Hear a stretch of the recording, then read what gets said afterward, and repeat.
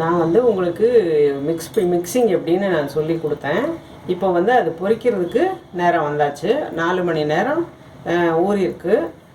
வந்து நான் vinegar add பண்ணியிருக்கேன். அதுக்கு பதிலாக நீங்கள் வந்து லைம் ஆட் பண்ணால் பண்ணிக்கோங்க. இப்போ எண்ணெய் காஞ்சிருச்சு. இப்படி பொரிக்கிறேன் பாருங்கள்.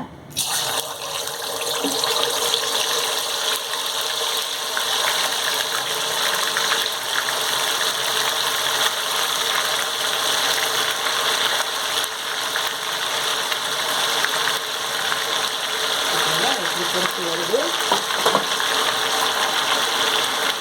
சிறு தீயில வந்து பொரிச்சு எடுக்கணும்.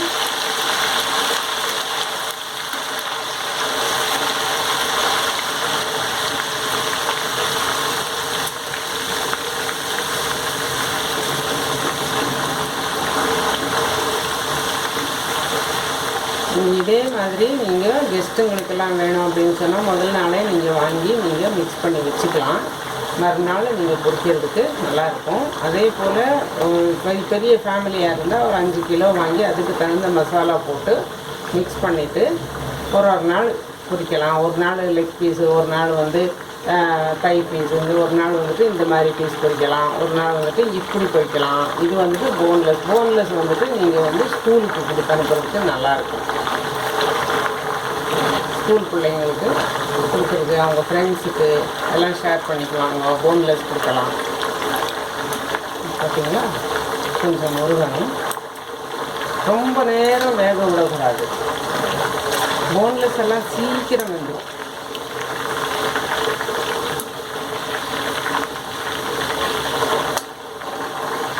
இப்படி ரெண்டு ரெண்டா போட்டு பொரிச்சு எடுக்கணும்.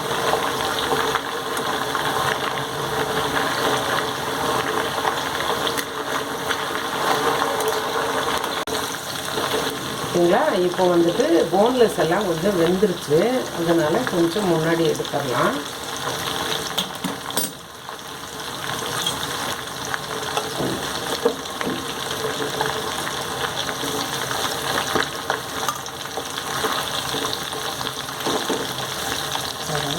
இது வந்து பிஸ்கட் மாதிரி இருக்கும். வயசானவங்க கூட சாப்பிடலாம். இதில் ஒன்றுமே ஆட் பண்ணாமல் நல்லா ஊற வச்சுக்கிறோம்.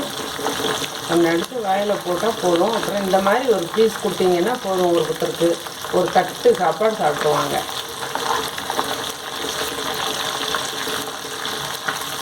இது இன்னும் கொஞ்சம் வேகணும். பார்த்தீங்களா, இப்போ இதையும் எடுத்துடலாம். இதுவும் பார்த்தீங்களா இந்த மாதிரி முருகிருச்சு. இது கொஞ்சம் முருகினா தான் நல்லா இருக்கும். போன்லெஸ் மாதிரி இல்லை. போன்லெஸ் வந்து கொஞ்சம் சீக்கிரம் வெந்துடும். அதனால் எப்படி பண்ணலாம். பார்த்தீங்களா, இப்போ ஆயிடுச்சு. அடுத்த செட்டு போட்டு பண்ணலாம்.